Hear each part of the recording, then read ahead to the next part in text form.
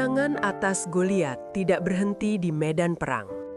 Batu yang dilepaskan dari umban Daud memang menjatuhkan seorang raksasa, namun dampaknya menjatuhkan keseimbangan di istana. Setelah orang Filistin mundur dan pasukan Israel kembali, kota-kota menyambut dengan nyanyian. Nama Saul dan Daud disebut dalam satu kalimat. Namun angka yang dinyanyikan tidak seimbang. Saul mengalahkan beribu-ribu, tetapi Daud berlaksa-laksa.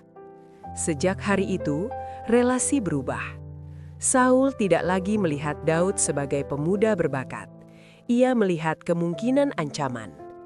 Dalam konteks kerajaan kuno, ancaman tidak selalu datang dari pemberontakan terbuka.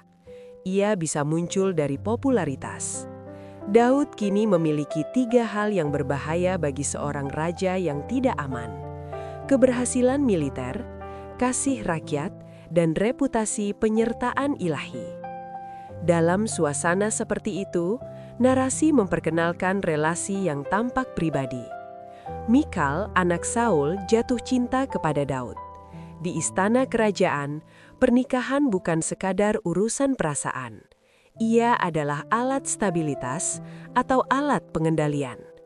Ketika Saul mendengar tentang cinta Mikal, ia tidak menolaknya. Ia melihat peluang.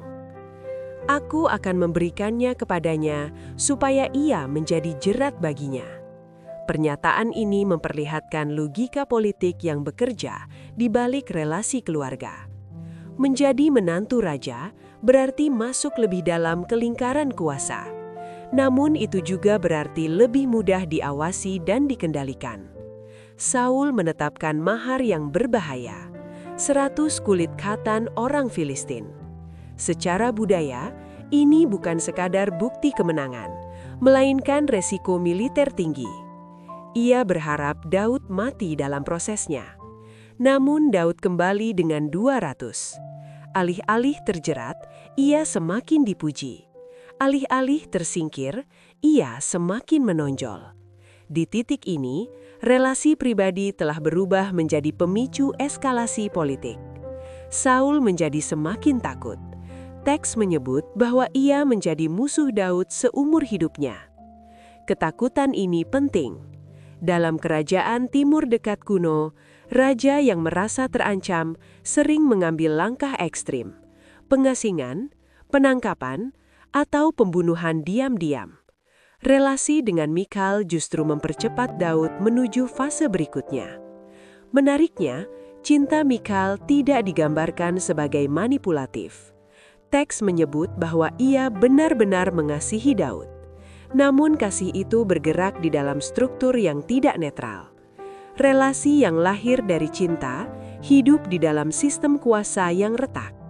Daud sendiri tidak diberi ruang untuk menjelaskan perasaannya. Ia menerima pernikahan. Ia menjalani resiko yang ditetapkan. Ia bergerak dalam struktur yang lebih besar daripadanya. Di sini terlihat pola penting dalam hidupnya. Keberhasilan membuka pintu, relasi memperdalam posisi, dan posisi memicu kecemasan kuasa. Pernikahan yang seharusnya menjadi stabilitas, menjadi bagian dari ketidakstabilan. Sejak saat itu, jarak antara Saul dan Daud bukan lagi sekadar emosi pribadi. Ia menjadi konfigurasi politik. Daud tidak sedang merancang kudeta, namun struktur mulai menempatkan Daud sebagai kemungkinan penerus. Kemenangan di medan perang mengubah persepsi rakyat. Pernikahan dengan putri raja mengubah posisi di istana, dan 2 perubahan itu cukup untuk membuat tahta merasa terancam. Narasi berhenti di titik ketegangan itu. Belum ada pelarian, belum ada gua, belum ada komunitas 400 orang. Yang ada adalah pergeseran.